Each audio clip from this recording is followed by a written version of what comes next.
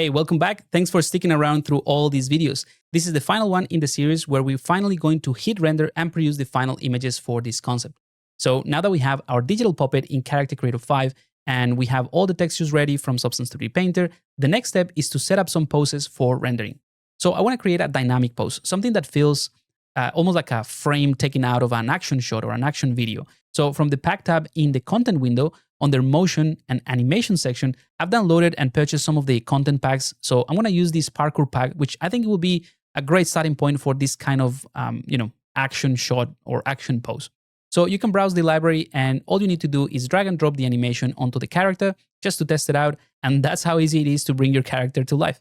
Now from the animation player, you can scrub through the timeline and kind of like find a frame that looks good or something that you think has potential. And of course, you can tweak it a little bit more after. So for this concept, I think this one works nicely. I feel like the character is kind of like running towards something or charging towards something. And of course, like I said, we can refine the pose. So we're going to use this as a starting point. Let's go ahead and go to the Modify tab. And under the Motion section, we can click on Edit Pose. And this opens up a window where you can select the body joints to move or to rotate them and basically refine or fine-tune that original pose. I usually toggle off the dots since I think they're a little bit distracting, but feel free to leave them on. And then we can spend a little bit of time here tweaking the pose, rotating the camera so that you can see it from different angles and adjust the balance of the pose so that it feels like it has weight and there's, gravity, if that's obviously what you want, but there is actually weight in the character and that sort of thing. I think it helps to have a clear idea of what you want to create or what pose you want to convey. And that way you're not just moving limbs aimlessly and, it could be a bit of a waste of time if you're just kind of like playing with the puppet, but we don't know what the aim is or what you're trying to create. So it's good to have some kind of like references for this as well. I started with the idea of a running shot. So just like thinking that the character could be running, but then I decided that, add a little bit of backstory. And I'm kind of imagining that as the character is running, he's also kind of like charging a spell or creating some kind of energy field between his hands. Because, the little elements that I created in the suit for the fingertips and the gloves are actually conductors that are channeling the energy and he's just holding it just before he's going to throw it or something like that, right? So that just gives it a tiny bit of backstory and that allows me to justify a specific pose or a specific idea that I'm going for with this character. So yeah, the goal is to capture that, let's say, precise moment, that sort of build up before releasing that energy. And we'll also need to match that facial expression as well. So if we have a nice pose, but the facial expression is kind of like neutral, it doesn't really sell the idea. So let's go ahead and do that.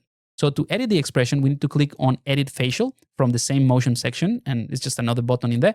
And just like we did with the body or like the animation, you can choose from different presets that come with CC5, and those are under the Expressions tab. You can also click on the Expression Style dropdown and pick a base emotion. And I'm just going to go for I think an angry one works well here as a starting point. Again, we can tweak it as much as we want to, but I think for what I'm trying to create, that sort of charging an angry expression might work just fine. All right, so once you pick the base expression, we can switch to the Muscles tab where we can refine that expression manually. So this tool works just like the morphs controls that we talked about earlier when we initially set up the body in the first video. And all you need to do is select the area of the face that you want to adjust or manipulate, and it will be highlighted in this green color. And all you need to do is use the middle mouse button to click around and move it and just drag it around to see what that portion of the face actually does in the expression. That's it. After a few tweaks, the pose and the expressions are ready and we are ready to move on. I'm gonna go ahead and also save this pose to my custom pose folder just so that I can create other poses and reuse these later on. And in fact, I can reuse the same pose in other projects with other characters that I create. So it's just something simple that makes sense to build up your own library of custom poses. And to be honest, that's the beauty of this whole setup, this whole pipeline, right?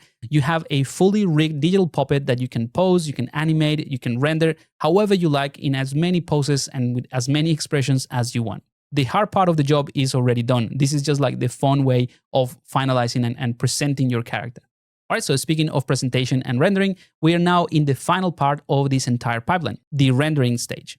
So let's go ahead and send our pose character to CC5 into Marmoset Toolbag 5 just with a few clicks. The first thing we need to do is download the CC Auto Setup plugin for Marmoset Toolbag.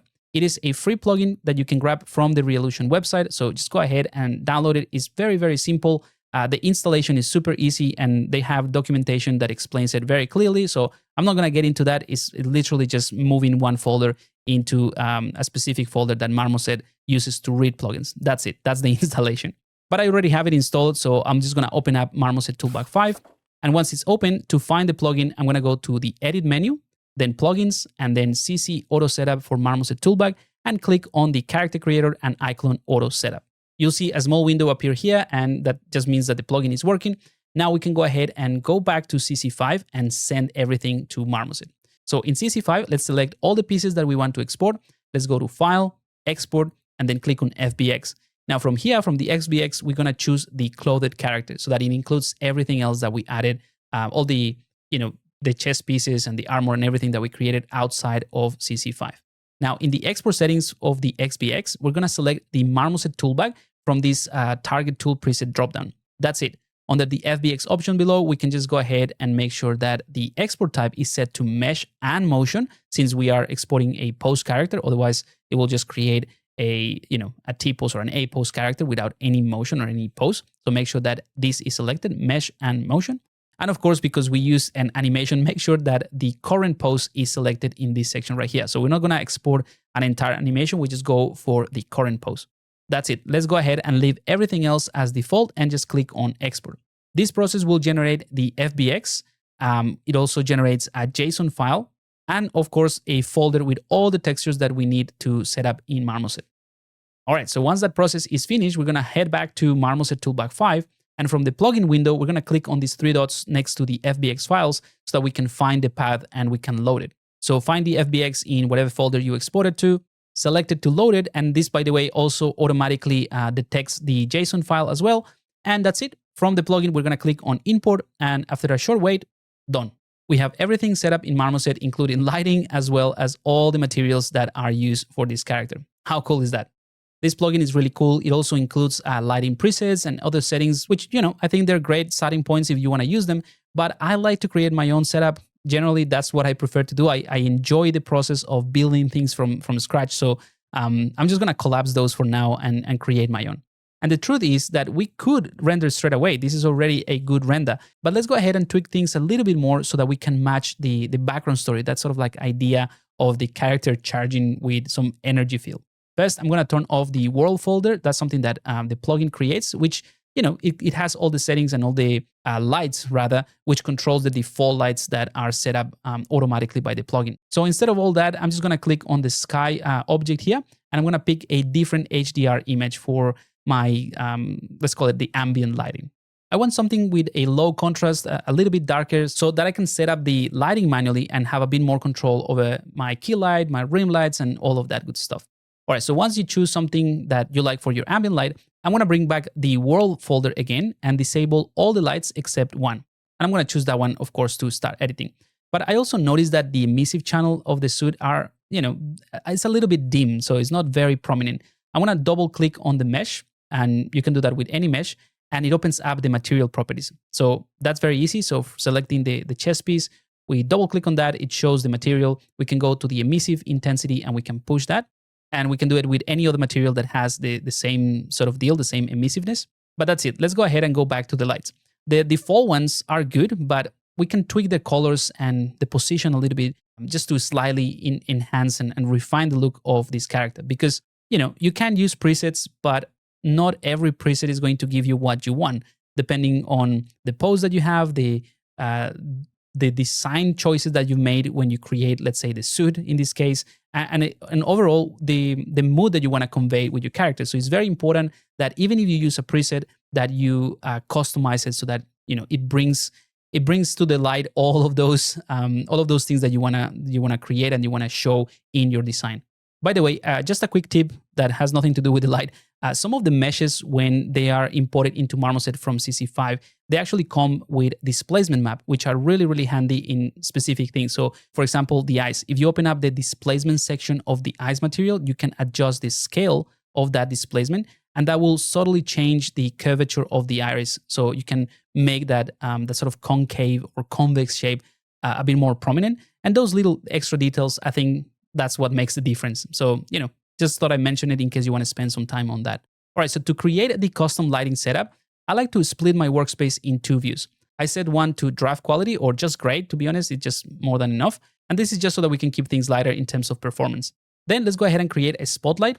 And we're gonna place this. So from the top left of the interface of my right-hand side of my right window, that drop down right here, let's go ahead and change the main camera to the new light. So you can actually select lights and look through the lights.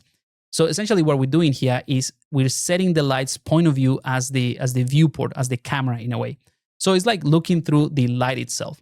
Now I can toggle off the world lighting and just so that we can see more the effect of the light and we can move it around. Now the cool thing is that while we move the light itself from one of the window, we see the result in real time of the rendering window of the camera angle that we are actually going to render. I'm gonna probably boost the brightness a little bit more just for now so that we can really see what is happening and we can fine tune it later. And honestly, I think that this is the most intuitive way of positioning lights, that you can actually look through the light. So give it a go. You can replicate the same idea in multiple software, not just this one, but you can use a window for placement and another window for rendering results, and it's pretty easy to visualize the changes. All right, so once the key light is in place, I'm going to repeat the process to create rim lights and any other supporting lights to enhance this final render. And to sell the effect of this sort of energy charging between the character's hands and all of that good stuff, I'm going to add a Omni light. And let's go ahead and make it blue, or any color that comes to mind when you think about this energy. So that's it. We have an energy light coming through. And Omni lights are just point lights. So they radiate light equally in all directions. And they're perfect for simulating this kind of like energy orb, or if you're doing like a glowing spell or anything like that, they will be perfect for that. And once the main lights are positioned, I'm gonna go ahead and check again the ambient light. Maybe swap to a different HDR just to add better contrast. Again, I tend to spend a little bit of time playing around with this, but I'm just gonna choose this, maybe this forest one works nicely. So I'm just gonna stick with that. All right, perfect. We have our lighting. Now we can go ahead and set up the render settings and create an actual camera so that we can produce the image. So I'm gonna create a camera first and I'm gonna name it render. And from the rendering settings tab, I'm gonna define the resolution and of course the aspect ratio of my final render. I'm gonna go for some kind of like portrait type of format so that we can see the full body of the character. And also with the render camera selected, under the tone mapping, I'm gonna switch from AGX to ACES or ACES. Then under the lens, we can also adjust the field of view. And this helps you to either exaggerate the perspective or flatten it a little bit, depending on what look are you gonna go for. In my case, I think this is fine. So we're gonna move to the focus section. In this section, I'm gonna enable depth of field. I'm gonna set it to ray traced and enable the sticky focus. This lets you select a point that will stay sharp, that will stick to a specific object or to a specific point, even if you move the camera around. So I'm gonna use the middle click on my mouse to click on the eye of the character, and that will be my focal point. That's usually what I do when I render characters. I always focus on the eyes. Then by adjusting the aperture of the camera lens, I can control how much blur appears, let's say, in the areas that are further from that focal point. So let's say the hand at the back is a little bit more blurry than the face. So that sort of thing. And this simply allows you to create a more photographic or more cinematic effect. All right, we're almost done. The final thing I wanna do is find a better camera angle, making sure that I avoid tangents or any awkward overlaps. And those usually are the tension points that are created in terms of the silhouette of the character when you have an edge that is very, very close to another edge. So in my case, it could be the foot that is at the back, close to let's say the left leg of the character. So I'm gonna make sure that there is enough space in between them and that sort of thing. So that helps in terms of the composition and how you read the character. And to ground the character for the presentation, I'm gonna add a shadow catcher. This is just a simple transparent plane that captures all the cast shadows so that it feels like the character is actually stepping into something and not floating in the air. And finally, the render settings. Make sure that you add the render camera under the render camera section. Otherwise, it will just render out the default main viewport from the main camera. That's it. Once we do this, we can go to the render menu and click on all images to render out the final image. All right, so to wrap up this entire series, I just want to show you the final raw render that comes straight from Marmoset, which is really, really nice and very well defined, very, very sharp and bright. And then I'm going to show you on the right-hand side, this is usually what I do in terms of compositing once I send it to Photoshop. This is the reason I render things with transparency so that I have the ability to maybe add a little bit of a background, paint over some kind of like haze, or just something that makes the character pop a bit more, so that it's not just an empty black background. So I do that with, in Photoshop, and I also add some atmospheric features like the dust particles and things like that, just to create a much more, engaging visual than just the render of a character against a plain background. And that works for me, and that is something that I enjoy doing. So I wanted to show you that that extra step that goes after you have the final render. There's always something that you can do to improve it. There's always something that you can do to make it look nicer and more custom after the final render. Now, I also mentioned this thing about the digital puppet, right? So I went ahead and I created a few more poses with the same character, following exactly the same process to transfer the pose or the CC character into Marmoset, and I rendered them out as well. So these are a couple of additional renders. It has the same process, the same sort of setup and render, and I just created a bit of compositing to build a little story around these three poses, or these events, let's say, that brought this character into this sort of charging this energy. So it was just like walking around, it found this crystal or this energy, this thing, and then it sort of like possessed him or changed his his personality, and now is kind of like fighting and charging and that sort of thing. Anyway, this is just part of the story that I'm making up as I go, but I think it's a good idea to have this type of thought process as you design things, so that you can create something that feels grounded and that it feels that it has some unity. But with this, I'm wrapping up another full pipeline series from a base mesh creation in Character Creator 5 all the way to a final rendering in Marmoset Toolbag 5. I hope that you find this whole series useful. Let me know what you think in the comments, or if you have any questions, I'll be happy to answer those, and I'll see you next time. Cheers.